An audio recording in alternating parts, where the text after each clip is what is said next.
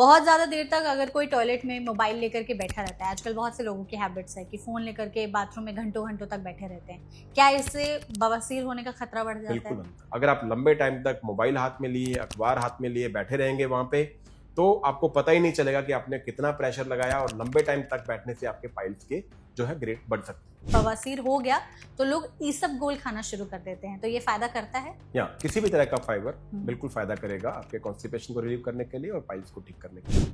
Papaya हो गया, बनाना हो गया या अंजीर हो गया, क्या ये बाउल मूवमेंट को सूद करते हैं, पाइल्स में रिलीफ बिल्कुल देते हैं? बहुत अच्छा फाइबर होता है इनमें, पपाया में, एप्पल में, इनमें तो हम ले सकते हैं। इससे हमारी जो है गट की मोटिलिटी बढ़ती है। कई लोग नारियल तेल लगाने लगते हैं या घी लगाने लगते हैं उस एरिया में, उससे मसाज करने लगते हैं, तो ये पाइल्स को ठीक करने में मदद करता है? वो उनके लिए है जिनको डिहाइड्रेशन रहता है। डिहाइड्रेशन की वजह से ड्राइनेस हो जाता है, उसकी वजह से इचिंग होती है। ये पाइल्स को ठीक नहीं करता, पर आपकी इचिंग को कुछ हद तक ठीक कर सकता है। और कुछ ऐसे लक्षण जिसको देख के समझा जा सकता है कि हाँ शायद ये पाइल्स के लक्षण है? अगर आपको ब्लीडिंग हो रही है, अगर आपको इचिंग हो रही है, बैठने में डिस्कम्फर्ट हो रही है, बार बार खुजली हो रही है, अंदर ड्राई हो रहा है वहाँ का एरिया, तो इसको इग्नोर नहीं करना चाहिए, बिल्कुल एग्जामिन कराना चाहिए। ये पाइल्स के लक्षण है। कुछ ऐसी चीजें हम करने लगते हैं जिसकी वजह से पाइल्स का खतरा बढ़ सकता है? सबसे कॉमन गलती होती है कि जब आपको कॉन्स्टिपेशन शुरू हो जाता है होना, तो कई लोग कहते हैं कि शायद मेरी एज हो गई है, अब मुझे जोर लगा के ही मोशन पास करना पड़ेगा, टॉयलेट करना पड़ेगा, तो वो जोर लगाना शुरू कर देते हैं। और मैं आपको ये बताना चाहूंगा कि जोर लगाने से पाइल्स और बढ़ जाते हैं। प्रेगनेंसी में पाइल्स होने के चांसेस क्यों बढ़ जाते हैं डॉक्टर? कि 2 प्रेगनेंसी तो मीठा खीर, 3 और 4 प्रेगनेंसी तो बवासीर। हाँ। यूट्रस बड़ा हो जाता है, यूट्रस प्रेशर डालता है रेक्टम पे, जिससे कॉन्स्टिपेशन हो जाता है, और कॉन्स्टिपेशन से पाइल्स हो जाता है। कुछ खाने की चीजें हैं जो अगर किसी को हो गया है बवासीर तो उसमें मदद करती हैं, जो हमें अपनी डाइट में शामिल करनी चाहिए? सबसे अच्छा, I would say the cheapest and the effective treatment और medicine for piles is fibre. Fruits किसी भी तरह के, जैसे पपाया है, एप्पल है, तो इनमें भरपूर मात्रा में फाइबर होता है। हमारी दालें हैं, भरपूर मात्रा में होता है। सीड्स है, अच्छी मात्रा में उनमें होता है। और होल ग्रेन्स में है, जैसे है ना, पोहा हम खाते हैं और किनवा खाते हैं, तो इनमें अच्छा फाइबर होता है। पाइल्स में लोगों को बैठने में बहुत ज़्यादा दिक्कत होती है, वो बहुत ही डिस्कम्फर्टेबल हो जाते हैं और पेन इतना रहता है कि कई बार ट्रीटमेंट के बाद भी उनके मन में वो एक डर रह जाता है कि कहीं बैठूंगा तो फिर से, या बैठूंगी तो पेन ना होने लगे। बैठने में प्रॉब्लम होती है, इसका मतलब आपको हाई ग्रेड का पाइल है और आपने ट्रीटमेंट लिया, और ट्रीटमेंट के बाद में भी आपको इनिशियली थोड़ा सा बैठने में इश्यू आएगा, क्योंकि अल्टीमेटली है तो सर्जरी, उसका सर्जिकल साइट है, उसमें थोड़ा बहुत पेन हो सकता है। तो हम हमेशा पेशेंट को बोलते हैं कि आप कुशन रखें नीचे, जिसको कि बीच में से काट लें।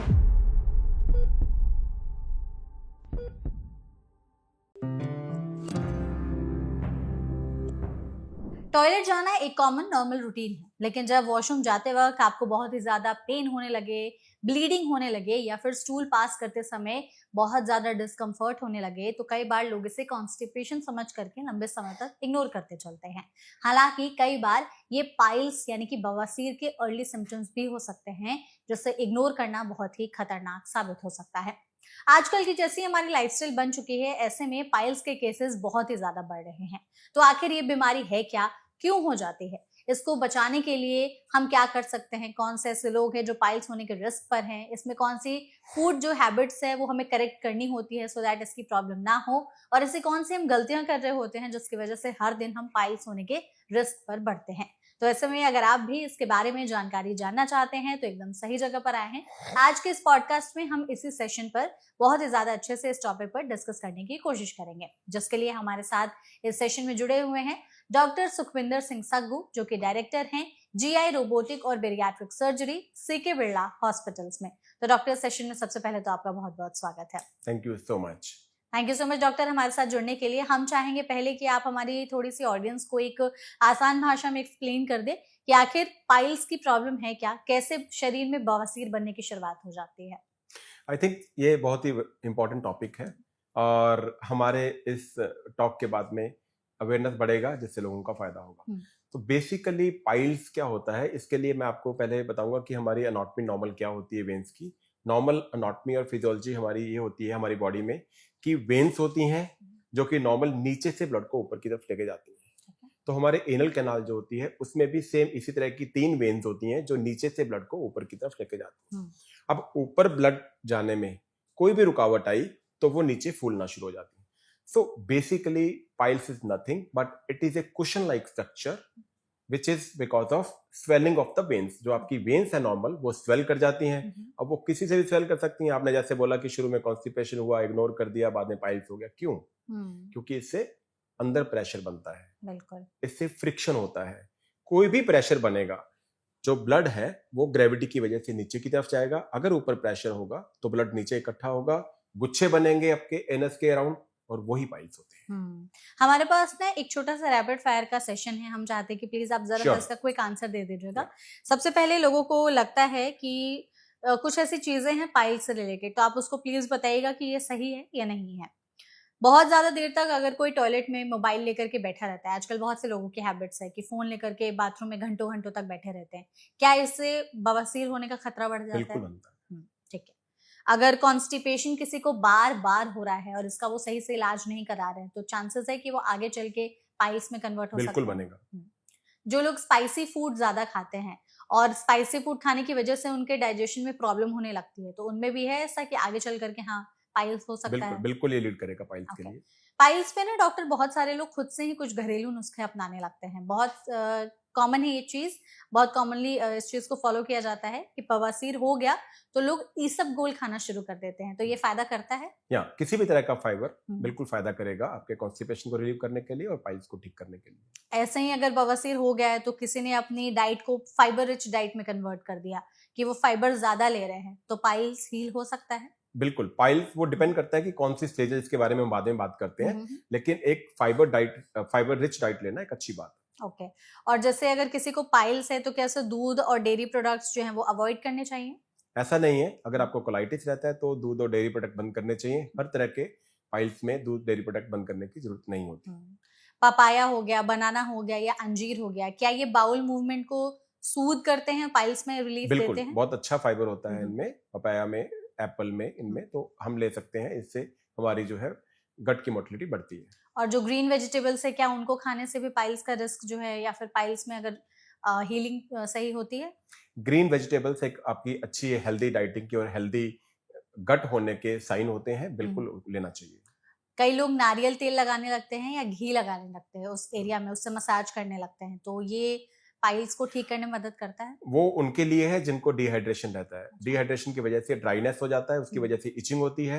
ये पाइल्स को ठीक नहीं करता पर आपकी इचिंग को कुछ हद तक ठीक कर सकता है। सिट्स बात बहुत सारे लोग करते हैं कि गर्म पानी में बैठ करके सिकाई करते हैं, इससे फायदा मिलता है अगर पाइल्स पाइल्स के गुच्छे हैं आपके, स्वेलिंग ज्यादा है, पेन ज्यादा है, तो सिट्स बात लेने से, गर्म पानी में बैठने से, ये एक तरह का ट्रीटमेंट होता है। इससे स्वेलिंग भी कम होती है, पेन भी कम होता है। एलोवेरा जेल भी लगा सकते हैं वहां के जगह को थोड़ा ठंडक ड्राइनेस के लिए बिल्कुल एलोवेरा जेल लगा सकते हैं। Okay, perfect. तो ये हमारा जो रैपिड फायर सेशन था, इसमें हमने जाना समझा, बहुत सारे लोगों के सवाल रहते हैं। हम चाहते हैं डॉक्टर की एक चीज आप जरूर बताएं कि कई लोगों के साथ पाइल्स, फिशर और जो एक और प्रॉब्लम होती है फिस्टुला, इन तीनों के बीच में डिफरेंस क्या है, थोड़ा सा बताइए। बिल्कुल, जैसे हमने पाइल्स के बारे में देखा कि ये गुच्छे होते हैं वेन्स के, और फिशर सिंपल क्रैक होता है। आपने देखा होगा कि कॉन्स्टिपेशन हो जाता है, कॉन्स्टिपेशन की वजह से जो हमारा स्फिंक्टर होता है मोशन का, जितना भी हम उस पर स्ट्रेन करेंगे उसमें क्रैक आ जाते हैं, यानी उसमें एक वूंड बन जाता है, जख्म बन जाता है, उसको फिशर कहते हैं। फिस्टुला जो होता है वो आपके एनल एरिया से थोड़ा सा दूर जाकर के एक अलग से छेद बन जाता है जिसमें से पस का स्राव होता है, वो फिस्टुला होता है। नॉर्मली जो पाइल्स होते हैं उसमें ब्लीडिंग ज्यादा होती है लेकिन पेन इनिशियली बहुत कम होता है। फिशर स्टार्ट ही पेन से होता है, आपको इनिशियली इतना पेन होगा, और पाइल्स का पेन थोड़ी टाइम के लिए होता है, लेकिन फिशर का पेन आपने मोशन पास किया, आप डेफिकेट करने गए, उसके बाद घंटों तक भी होता रहता है। उसको पेन होगा, चीख निकल जाती है, मतलब इतना पेन होता है कि आपकी चीखें निकल जाती हैं और बर्निंग बहुत देर तक रहती है। फिस्टुला में पेन तब होता है जब उसमें पस बन जाता है, अदरवाइज उसमें से डिस्चार्ज होना शुरू हो जाता है और वो मोशन के रास्ते से अलग एक जाकर के छेद बन जाता है, तो वो फिस्टुला होता है। तो बेसिकली बहुत सारे पेशेंट्स हैं वो कंफ्यूज हो जाते हैं कि तीनों में से क्या चीज है, तो उसमें यही रिकमेंड रहता है कि आप अपने सर्जन के पास जाइए, एग्जामिन कराइए, ताकि आपको पता चले कि ये फिशर है, फिस्टुला है या फिर पाइल्स। कुछ ऐसे लक्षण भी होते हैं, जैसे कई लोगों को शुरुआत में लक्षण क्या आते हैं कि बहुत ज्यादा ब्लीडिंग होने लगती है जब वो मोशन पास करते हैं, तो ब्लीडिंग अगर बढ़ जाए तो क्या ये एक पाइल्स का साइन हो सकता है? बिल्कुल, ब्लीडिंग का अगर नॉर्मली क्या होता है कि जैसे हमने बात किया अभी कि एक वेन के गुच्छे होते हैं, जैसे ही वहां पे शेयरिंग होगी, फ्रिक्शन होगा, तो वेन की वॉल जो है वो कट जाती है, फट जाती है, तो वहां से ब्लीडिंग होना शुरू हो जाती है। तो अगर आपको ब्लीडिंग हो रही है तो इसका एग्जामिनेशन जरूरी है। ये नहीं कि ब्लीडिंग सिर्फ पाइल्स में होती है, ये किसी तरह के कैंसर में भी हो सकती है। अच्छा। तो आपको यह चेक करना है कि वास्तव में आपको पाइल्स है कुछ और है। अगर ये पाइल्स की ब्लीडिंग है तो इनिशियल ट्रीटमेंट लेने से आगे का जो एडवांस ट्रीटमेंट उससे बचा जा सकता है। बहुत ज्यादा इचिंग भी होने लगती है क्या अगर पाइल्स होने हो गया रहता है तो? बिल्कुल, पाइल्स में इचिंग कम होती है, फिशर में इचिंग ज्यादा होती है। पाइल्स में इचिंग तब होती है जब आपके पाइल्स इंटरनल से एक्सटर्नल बन जाते हैं। हम आगे स्टेजेस की बात करेंगे, कौन कौन स्टेजेस होती हैं। उसमें जो एडवांस स्टेज है उसमें पाइल्स बाहर आ जाते हैं, जिसको एक्सटर्नल पाइल्स कहते हैं, उसमें इचिंग कॉमन है। ठीक है। और कुछ ऐसे लक्षण जिसको देख के समझा जा सकता है कि हाँ शायद ये पाइल्स के लक्षण है? अगर आपको ब्लीडिंग हो रही है, अगर आपको इचिंग हो रही है, बैठने में डिस्कम्फर्ट हो रही है, बार बार खुजली हो रही है, अंदर ड्राई हो रहा है वहां का एरिया, तो इसको इग्नोर नहीं करना चाहिए, बिल्कुल एग्जामिन कराना चाहिए। ये पाइल्स के लक्षण है और इसको टाइम से ठीक किया जा सकता है। कुछ ऐसी गलतियां जो हम आए दिन कर रहे हैं, जानबूझ के नहीं, ऐसे ही कॉमनली मिस्टेक, कि हाँ कुछ ऐसी चीजें हम करने लगते हैं जिसकी वजह से पाइल्स का खतरा बढ़ सकता है? सबसे कॉमन गलती होती है कि जब आपको कॉन्स्टिपेशन शुरू हो जाता है होना, तो कई लोग कहते हैं कि शायद मेरी एज हो गई है, अब मुझे जोर लगा के ही मोशन पास करना पड़ेगा, टॉयलेट करना पड़ेगा, तो वो जोर लगाना शुरू कर देते हैं। और मैं आपको ये बताना चाहूंगा कि जोर लगाने से पाइल्स और बढ़ जाते हैं। अच्छा। तो अगर आपको लगता है कि आपको नॉर्मल वे में मोशन पास नहीं हो रहा, आपको स्ट्रेनिंग की जरूरत पड़ती है, तो प्लीज स्ट्रेन ना करें। ये अच्छी हैबिट नहीं है आपकी। अगर अच्छी बावल हैबिट होंगी तो आपको पाइल्स नहीं होंगे।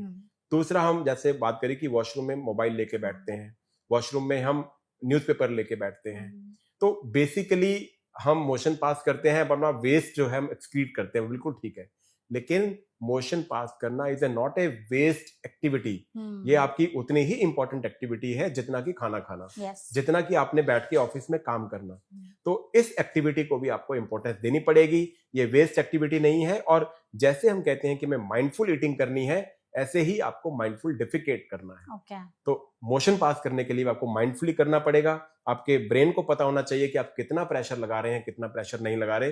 अगर आप लंबे टाइम तक मोबाइल हाथ में लिए, अखबार हाथ में लिए बैठे रहेंगे वहां पे, तो आपको पता ही नहीं चलेगा कि आपने कितना प्रेशर लगाया, और लंबे टाइम तक बैठने से आपके पाइल्स के जो है ग्रेड बढ़ सकते हैं। ठीक है, तो ये दो ऐसे कॉमन मिस्टेक्स हैं जिसकी वजह से पाइल्स का खतरा बढ़ जाता है। कुछ खाने की ऐसी गलतियां जो हम करते हैं, या कुछ ऐसे खाने जो बवासीर होने के खतरे को बढ़ाते हैं? आजकल हम देखते हैं कि प्रोसेस्ड फूड का जमाना है, जंक फूड का जमाना है, जिसमें कि कैलोरी ज्यादा होती है, जिसमें फाइबर कम होता है, ऑयल ज्यादा होता है, फैट ज्यादा होता है।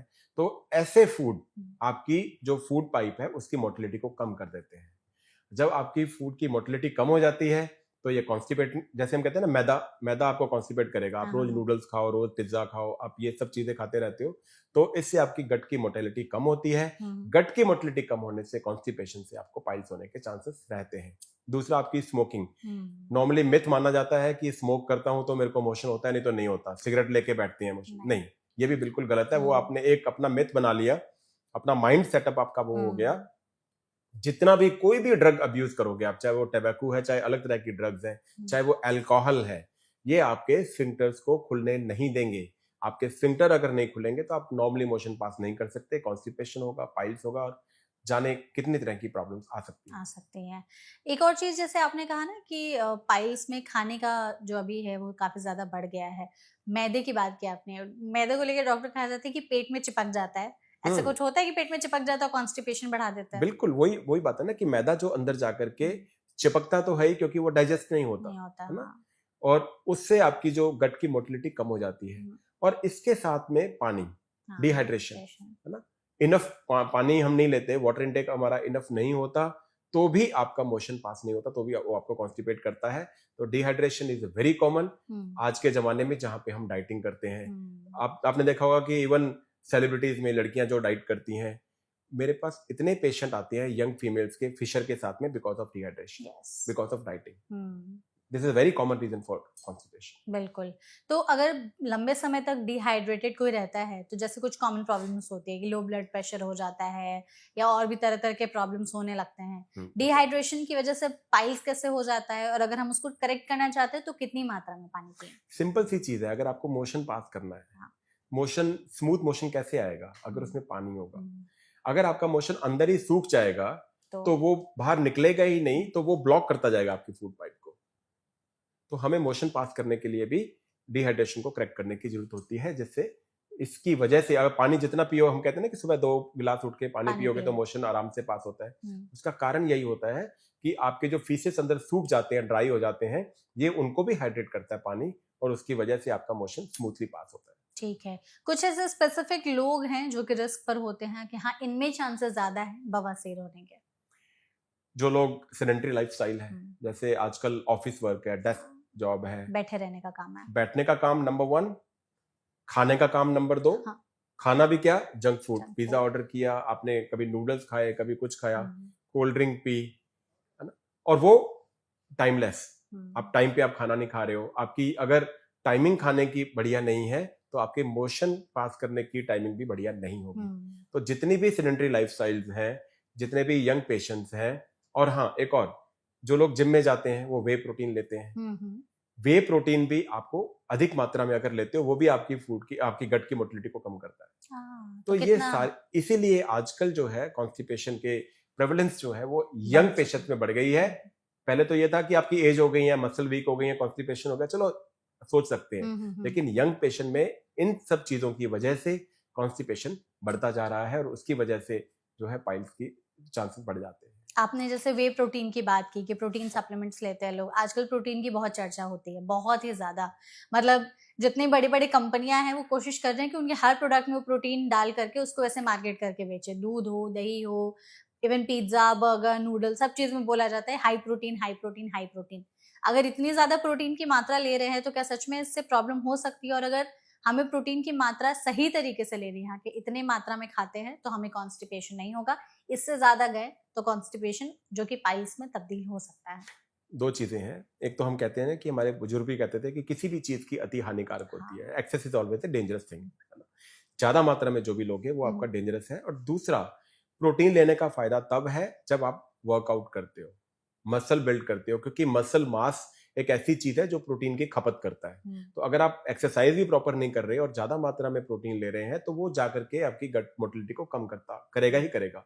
तो माना जाता है कि नॉर्मली 60 ग्राम पर डे, ठीक है, या कहते हैं कि 1 ग्राम पर केजी बॉडी वेट के हिसाब से आपको प्रोटीन लेना चाहिए, वो भी तब जब आप अच्छी एक्सरसाइज कर रहे हो तब। ठीक है, तो ऐसे में प्रोटीन के बारे में हमने जाना समझा। कई ऐसी चीजें होती हैं जैसे कि कुछ लोगों का काम बैठे ही रहने का होता है, बीच बीच में वो ब्रेक नहीं ले पाते हैं, तो क्या लंबे समय तक जो बैठे रहते हैं उनमें हो सकता है पाइल्स होने का खतरा? बिल्कुल। अगर हम फिजियोलॉजी समझें कि हमारी वेन्स जो है नीचे से ब्लड ऊपर की तरफ लेके जाती हैं, तो प्रोलॉन्ग सिटिंग से आपका पेल्विक प्रेशर बढ़ता है। पेल्विक प्रेशर जितना बढ़ेगा वो आपके ब्लड फ्लो को ऊपर जाने को रोकेगा, परसिस्टेंट फ्लो नीचे की तरफ रहेगा, फ्लो कम रहेगा, प्रेशर बढ़ेगा पेल्विस में और पाइल्स होने के चांसेस बढ़ते हैं, उसी तरह जैसे प्रेगनेंसी में बढ़ते हैं। प्रेगनेंसी में पाइल्स होने के चांसेस क्यों बढ़ जाते हैं डॉक्टर? ये पहले कहा जाता था, आई डोंट नो आपने सुना है कि नहीं सुना, कि 2 प्रेगनेंसी तो मीठा खीर, 3 और 4 प्रेगनेंसी तो बवासीर, है ना। तो इसमें क्या होता है कि एक तो हार्मोनल चेंजेस होते हैं प्रेगनेंसी में, और एक होता है प्रेशर, यूट्रस बड़ा हो जाता है, यूट्रस प्रेशर डालता है रेक्टम पे, जिससे कॉन्स्टिपेशन हो जाता है, और कॉन्स्टिपेशन से पाइल्स हो जाता है। तो अराउंड 60 to 70% पेशेंट्स जो हैं वो या फिशर और या फिर पाइल्स के साथ में प्रेगनेंसी के बाद आते हैं। तो वो जो स्लोगन बहुत वायरल होता है, 2 बच्चे मीठी खीर उससे ज्यादा उसके बाद बवासीर। हाँ, तो बिल्कुल अगर हम अपना डाइट और हमारी लाइफस्टाइल अच्छा रखेंगे तो हम इसको रोक सकते हैं। पानी ज्यादा से ज्यादा मात्रा में लो, फाइबर डाइट ज्यादा से ज्यादा मात्रा में लो उस टाइम पे, और सेडेंटरी लाइफस्टाइल की वजह पे हम कहते हैं ना कि स्क्वाट करके पोछा लगाना, नीचे काम करना, तो जितनी पेल्विक मसल्स आपकी एक्टिव रहेंगी, आपके कॉन्स्टिपेशन के चांसेस कम रहेंगे और आपकी नॉर्मल डिलीवरी होने के चांसेस ज्यादा रहेंगे। तो अगर ऐसी हैबिट्स बना के रखते हैं through out your pregnancy, definitely आपके पाइल्स के चांसेस कम हो जाते हैं। बिल्कुल, ये जो आपने स्लोगन वाली बात कही, लोगों को ऐसा लगता था कि ये पॉपुलेशन कंट्रोल करने के लिए बोला जाता है नहीं कि ये 2 एक्चुअल बच्चे, फैक्चुअल हाँ, वही। आई वुड से this is depend on the facts. Okay, तो ये आपने वही बहुत सही इंटरेस्टिंग चीज़ हमें बताई कि ये पॉपुलेशन कंट्रोल करने के लिए नहीं, बल्कि सच में ये बीमारी है। अगर आप 2 से ज़्यादा बच्चे करते हैं, तो आप रिस्क पर हैं कि आपको हो सकता है। नॉर्मली कह देते हैं कि फीमेल्स में ज्यादा कॉमन है, ऐसा नहीं, फीमेल में ज्यादा कॉमन है, उनका एनवायरनमेंट ही ऐसा बन गया है कि उनमें कॉमन हो गया है। कॉमन हो गया है, बिल्कुल। आपने जैसे फीमेल्स की बात की कि उनमें ज़्यादा कॉमन है, तो उनमें क्या सिम्पटम्स अलग तरीके से प्रेज़ेंट होते हैं या मोर और लेस सेम रहते हैं? नॉर्मली उनमें जो होता है वो एडवांस स्टेज में फिशर के साथ पेशेंट ज्यादा आते हैं हाँ। प्रेगनेंसी के बाद में, क्योंकि डिहाइड्रेशन भी उस टाइम पे रहता है, और अगर नॉर्मल डिलीवरी है तो उसमें जो प्रेशर लगता है, हाँ। तो प्रेशर से एक तो आपके क्रैक्स आने के चांसेस होते हैं, और दूसरा आपकी वेन्स ज्यादा कम ब्लड फ्लो करती हैं उसमें, और कॉन्स्टिपेशन बढ़ जाता है और पाइल्स हो जाता है। ओके। तो सिम्टम ऑलमोस्ट सेम होता है, लेकिन उनको पेन ज्यादा होता है, हुँ, क्योंकि उनमें सहने की शक्ति होती है, तो थोड़ा टाइम तक वो टॉलरेट करती हैं उसको, लेकिन उसके बाद में फिर आता है तो सीवियर पेन के साथ वो आते हैं। बिल्कुल। कुछ खाने की चीज़ें हैं जो अगर किसी को हो गया है बवासीर तो उसमें मदद करती हैं, जो हमें अपनी डाइट में शामिल करनी चाहिए? सबसे अच्छा I would say the cheapest and the effective treatment और medicine for piles is fibre. Fibre. Fibre खाइए, फाइबर मेडिसिन के रूप में खा सकते हो, मेडिसिन नहीं तो आप फ्रूट्स वेजिटेबल्स में ज्यादा होते हैं, होल ग्रेन्स आपके लेग्यूम्स हैं उसमें होते हैं, सीड्स हैं, चिया सीड्स हैं, पंपकिन सीड्स हैं, तो इन सब में फाइबर की मात्रा ज्यादा होती है।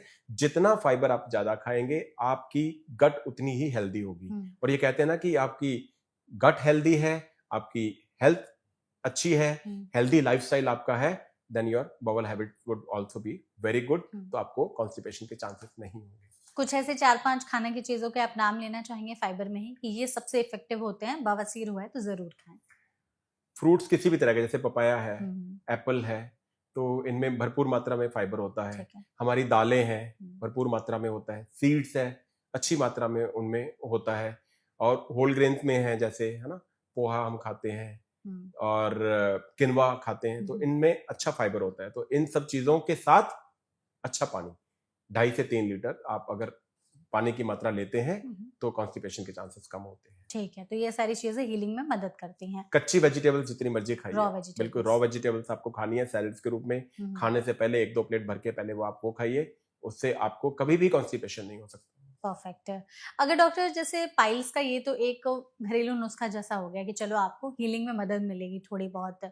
इसका कोई इलाज ऐसा है कि घर पर ही ठीक हो सकता है या फिर स्टेजेस ऑफ पाइल्स होते हैं जिससे ट्रीटमेंट भी चेंज हो जाता है? बिल्कुल, जब हम अपने पाइल्स को बढ़ा लेते हैं एक बीमारी के तौर पे, हुँ, है हुँ। ना, प्रिवेंशन चलता है जब आपको थोड़ा सा कॉन्स्टिपेशन हुआ, आपने अपनी डाइट अच्छी करी, आपने एब्डोमेन की एक्सरसाइज शुरू कर ली, आपकी फिजिकल एक्टिविटी बढ़ गई, हुँ, हुँ। आपने स्ट्रेस को कम किया, स्लीप आपने अपना बेटर किया, तो ये सारी चीजों से आप प्रिवेंशन कर सकते हैं। लेकिन जब बीमारी बन जाती है हेमोरॉइड, तो फिर उसकी 4 स्टेजेस के रूप में उसको माना जाता है। ठीक है। स्टेज 1 होता है कि जो वेन के गुच्छे की हमने बात करी पाइल्स, वो एनस के अंदर है, यानी इंटरनल पाइल है। हुँ, स्टेज 2 है जब वो बाहर आ जाता है गुच्छा एनस से, लेकिन वो अपने आप अंदर भी चला जाता है, हुँ, वो भी एक तरह का इंटरनल पाइल है, तो वो स्टेज 2 होती है। स्टेज 3 में है कि आपका वो गुच्छा बाहर आ गया, जिसको पेशेंट आता है कि मेरे नीचे गुच्छे बन गए हैं, लंप बन गए हैं, स्वेलिंग बन गई है, लेकिन उसको अपने फिंगर से या थंब से अंदर डालना पड़ता है उसको। सो दिस इज स्टेज 3, हुँ, इसको कहते हैं एक्सटर्नल पाइल। ठीक है। और स्टेज 4 है, वो गुच्छा बाहर आ गया है, आप जोर भी लगा रहे हो, कुछ भी कर रहे हो, वो अंदर नहीं जा रहा, हुँ, आपको अपने डॉक्टर के पास जाना ही पड़ रहा है, तो वो स्टेज 4 होती है। हुँ, तो स्टेज 1 और स्टेज 2 है, उसमें आप अपना अच्छा लाइफस्टाइल, अच्छी फिजिकल एक्टिविटी, फाइबर डाइट, जैसे आपने ईसबगोल बोला तो ईसबगोल आप लेना शुरू करेंगे, हुँ, हुँ, सती ईसबगोल, तो इन सब चीजों के साथ आप प्रिवेंशन में जा सकते हैं। ग्रेड 2 जो है उसको फिर हम लेजर से ठीक करते हैं, ठीक है। और ग्रेड 3 एंड 4 है, उसके लिए फिर स्टेपलर हेमेडेक्टमी बाकी, या फिर कुछ केसेस में लेजर से भी उसको हम कर सकते हैं, तो ये ट्रीटमेंट उसके लिए माना जाता है। लेकिन आप कुछ भी कराइए, कोई भी सर्जरी करिए, एक चीज कांस्टेंट है, वो आपका लाइफस्टाइल। लाइफस्टाइल वो आपको करेक्ट करना आप ही सर्जरी पड़ेगा। करवाते हो, लेजर करवाते हो, या फिर आप घर पे हो, आपको अपना लाइफस्टाइल हेल्दी मेंटेन करके ही रखना पड़ेगा, आपको अपनी वाटर इनटेक अच्छे से मैनेज करके ही रखनी पड़ेगी, तो ये कांस्टेंट सबके लिए होता है। आपने जैसे स्टेजेस की बात की, तो स्टेजेस के हिसाब से आपने ट्रीटमेंट बताया। कौन सा ऐसा स्टेज है जिसमें हम अपने लाइफस्टाइल को बदल करके ही उसका इलाज कर सकते हैं, हमें सर्जरी की नीड नहीं पड़ेगी? स्टेज 1। स्टेज 1 स्टेज क्या 1 क्या लाइफस्टाइल में बदले फिर? जैसे हमने बात की खाने की, हम्म, माइंडफुल खाना, टाइम से खाना बहुत इंपॉर्टेंट है। ठीक है। अगर हम कंटेंट की बात करते हैं तो हाई फाइबर, हम्म, है ना। रेड मीट वगैरह खाते हैं लोग, या जो भी ऐसी चीजें स्पाइसी चीजें खाती हैं, बिल्कुल उसको कम कीजिए, ठीक है। क्योंकि ये आपके बावल हेल्थ के लिए अच्छा नहीं है। नहीं है। फाइबर भरपूर लीजिए और पानी की मात्रा अच्छी लीजिए। हम्म, फिजिकल एक्टिविटी आपकी अच्छी होगी, लाइफस्टाइल आपको वो भी चेंज करना पड़ेगा। जितनी आप एब्डोमिनल एक्स, क्योंकि हमने मोशन पास करना है तो हमारा एब्डोमेन का जोर पड़ता है। हाँ। आपकी अगर मसल्स अच्छी हैं तो इसी से आपको मोशन पास हो जाएगा। आपने देखा होगा कि हम इंग्लिश स्टाइल में बैठते हैं तो आपको उतना मोशन अच्छे से पास नहीं होता जितना आप स्क्वाट करके बैठते हो, क्योंकि उसमें आपके जो नीज है वो आपके एब्डोमेन पे लगे होते हैं, वो उसको प्रेस करते हैं। So that is the best position for defecation और फॉर पासिंग मोशन। तो इंडियन टॉयलेट ज्यादा अच्छा है या वेस्टर्न? बिल्कुल। मैं तो कहता हूं कि ऑडियंस को ये कहता हूं कि आप ट्राई कीजिए एक दिन, आप इंग्लिश टॉयलेट पे बैठिए, मोशन पास कीजिए, सेटिस्फैक्टरली पास कीजिए। ठीक है। उसके बाद में आप 15 मिनट बाद जाके इंडियन स्टाइल में बैठिए, आपको मोशन आएगा, क्योंकि उतना मोशन आपने पास नहीं किया था। इट मींस जो इंग्लिश स्टाइल में हम इनसफिशिएंट इवैक्यूएशन होता है हमारा, और इंडियन स्टाइल में बैठने से आपका फुली जो है सेटिस्फैक्शन, फुली मोशन पास होता है। लेकिन जिनके वो कारण बनता है कॉन्स्टिपेशन के लिए, क्योंकि वो आप उतना तो पास ही नहीं कर रहे, वो तो रह ही रहा है आपका अंदर। तो जिनके घरों में वेस्टर्न टॉयलेट है, इंडियन नहीं कर सकते, उनके लिए कुछ ऐसा है? उनके लिए स्क्वाटिंग एक्सरसाइज है। हाँ। आप डेली 10 से 15 मिनट स्क्वाट करके बैठे नीचे, ठीक है। तो उससे आपकी पेल्विक मसल्स भी अच्छी होंगी। हाँ। और दूसरा इसका ऑप्शन ये है कि अगर आप इंग्लिश स्टाइल में बैठे हैं तो एक छोटा स्टूल लीजिए, पैर उस पे रखिए अपने, ताकि आपके घुटने जो है आपके एब्डोमेन के पास में रहे। तो आप उस स्टूल का इस्तेमाल कर सकते हैं, उससे आपकी सेम पोजीशन हो जाएगी जैसा कि इंडियन में होती है। ओके, तो ये वाला जो है चीज बिल्कुल फॉलो कर सकते हैं हम लोग। बिल्कुल। स्टेज 2 में आपने जैसे कहा कि लेजर सर्जरी की बात आ जाती है, ये सर्जरी कैसे की जाती है, इसका थोड़ा सा प्रोसीजर बताइए। ये लेजर होता है, नॉर्मली जो हम लेजर यूज करते हैं 1470 नैनोमीटर का एक लेजर होता है, और लेजर फाइबर होता है। लेजर फाइबर के द्वारा हम जो पाइल्स होता है, पाइल्स को लेजर दे देते हैं, कुछ एनर्जी देते हैं, तकरीबन 1.5 टू 2 किलो जूल के आसपास की एनर्जी उसको देते हैं, जिससे जो उसकी ल्यूमन होती है पाइल्स की, उस ल्यूमन को ओब्लिटरेट कर देते हैं, ताकि वो ब्लड और नीचे जाएगा ही नहीं, तो वहीं पे वो ब्लॉक हो जाती है ल्यूमन, तो उससे आपके पाइल्स ठीक हो जाते हैं। लेजर जो सर्जरी है, इसको कराने के बाद में या कराने से पहले कुछ चीजों का ध्यान रखना होता है? आपको लाइफस्टाइल मेंटेन करके रखना पड़ेगा, और मोशन अच्छे से पास कीजिए। इवन कराने के बाद में भी आपको लाइफस्टाइल मेंटेन करके रखना पड़ेगा। तो तुरंत सर्जरी कितने देर की होती है, और तुरंत उसके बाद रिकवरी 20-25 मिनट्स की सर्जरी होती है ये, और आप बिल्कुल ठीक हो जाते हो। तो सर्जरी के बाद थोड़ा सा ऐसा होता है कि कुछ रिस्ट्रिक्शंस या ध्यान देने की जरूरत है कुछ समय तक? आपको स्ट्रेन नहीं करना उसमें, प्रेशर नहीं लगाना, और फाइबर की मात्रा आपको लेनी है। जितना आप फाइबर ज्यादा लेंगे, हम मेडिसिन के तौर पे भी फाइबर देते हैं उनको, 2 चम्मच सुबह शाम अगर आप लेते रहते हो तो बेसिकली आपका मोशन स्मूथ आना चाहिए। क्योंकि अगर फिर आप स्ट्रेन करोगे, वहां पे शेयरिंग आपकी होगी, तो जहां पे लेजर हमने किया हुआ है उसके वहां से रप्चर होने के चांसेस होते हैं, वहां से फिर ब्लीडिंग होने के चांसेस है। तो एटलीस्ट 1-2 हफ्ते तक आपको फुली स्ट्रेन उस पर नहीं करना है, आपको अच्छी मात्रा में फाइबर लेना है। और जो आपने अलग स्टेजेस जो भी बताया हमें 3, 4, 5 उसके लिए अगर आपका एक्सटर्नल पाइल बन गया है तो आजकल हम उसको भी लेजर से कर देते हैं, पर उसमें बेटर रहता है कि हम उसको स्टेपलर टेक्निक से जो हेमोरॉइड्स के रूट्स हैं हम उनको निकाल देते हैं, वहीं पे ब्लॉक कर देते हैं। तो एक एंडोस्कोपिकली ये सर्जरी होती है, इसमें एक स्टेपल होता है, स्टेपल फायर करते हैं, जिसमें से उतना पीस जो है पाइल्स का अंदर से निकल जाता है, लेकिन पेनफुल नहीं होता, बहुत पेनफुल नहीं होता, क्योंकि बाहर इसमें कोई कट या कोई भी कट बाहर नहीं होता। तो इसलिए ये एंडोस्कोपिक सर्जरी होती है, और इसमें भी पेशेंट को बहुत ज्यादा सफरिंग्स नहीं होती। ठीक है।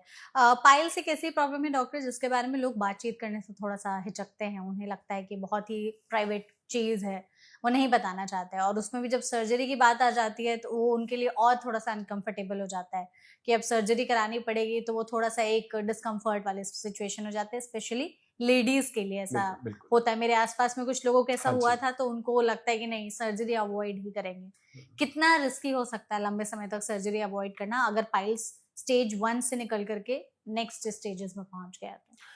देखो, अगर आपको ब्लीडिंग हो रही है तो पहली बात तो आपको डायग्नोज करवाना है ना। पहली बात आप ये देखो कि वो पाइल्स है कि नहीं है। कई बार क्या होता है कि पेशेंट्स जो है क्वैक्स के पास जाते रहते हैं, वो उसको पाइल्स बिना एग्जामिनेशन के किसी भी तरह का ट्रीटमेंट ना आपको लेना चाहिए, और अगर आप प्रोफेशनल है तो ना आपको करना चाहिए। बिल्कुल। मेरे पास भी पेशेंट आता है, तो ये नहीं कि मैं लेजी हो जाऊंगा, पहले उसको एग्जामिन नहीं करूंगा, सीधा दवाई लिख के भेज दिया, वो भी गलत है। क्योंकि ऐसे बहुत सारे 20 to 30% ऐसे पेशेंट देखते हैं हम, जो कि सालों से ट्रीटमेंट ले रहे हैं पाइल्स का, लेकिन जब उसको एग्जामिन किया पाइल्स नहीं, वो कैंसर निकला अंदर।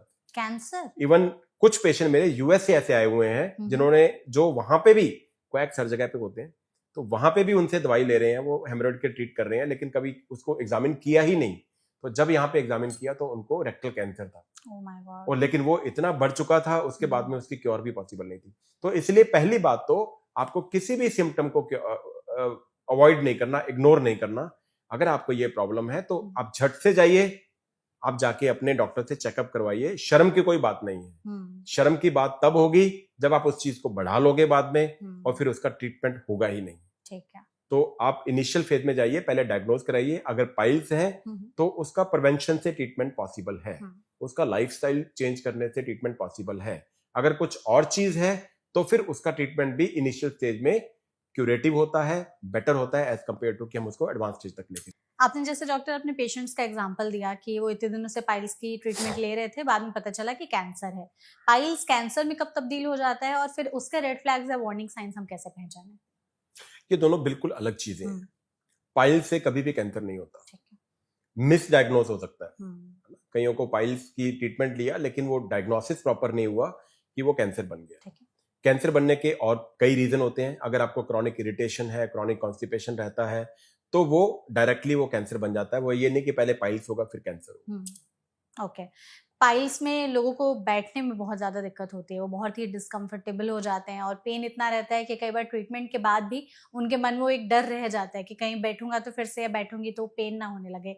तो ट्रीटमेंट के बाद हम अपनी लाइफस्टाइल में क्या चीजें करेक्ट करें सो दैट दोबारा पाइल्स होने के चांसेस ना हो, या जो ट्रीटमेंट हमारा हुआ है उसको सही? आई थिंक ये बहुत इंपॉर्टेंट क्वेश्चन है। वो इसीलिए क्योंकि बैठने में प्रॉब्लम होती है, इसका मतलब आपको हाई ग्रेड का पाइल है, और आपने ट्रीटमेंट लिया, और ट्रीटमेंट के बाद में भी आपको इनिशियली थोड़ा सा बैठने में इश्यू आएगा, क्योंकि अल्टीमेटली है तो सर्जरी, उसका सर्जिकल साइट है, उसमें थोड़ा बहुत पेन हो सकता है। तो हम हमेशा पेशेंट को बोलते हैं कि आप कुशन रखें नीचे, जिसको कि बीच में से काट लें।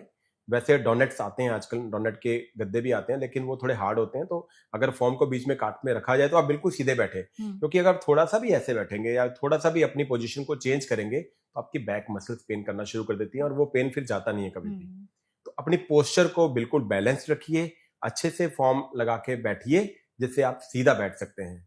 और बिल्कुल जैसे हमने बात करी, जो हमें अवॉइड करनी चीजें हैं, वो स्ट्रेनिंग को अवॉइड करना ही करना है हमें। फाइबर डाइट हमें अच्छे से लेनी है, मोबिलिटी आपकी अच्छी होनी चाहिए, और आपकी डाइट भी अच्छी होनी चाहिए। परफेक्ट है।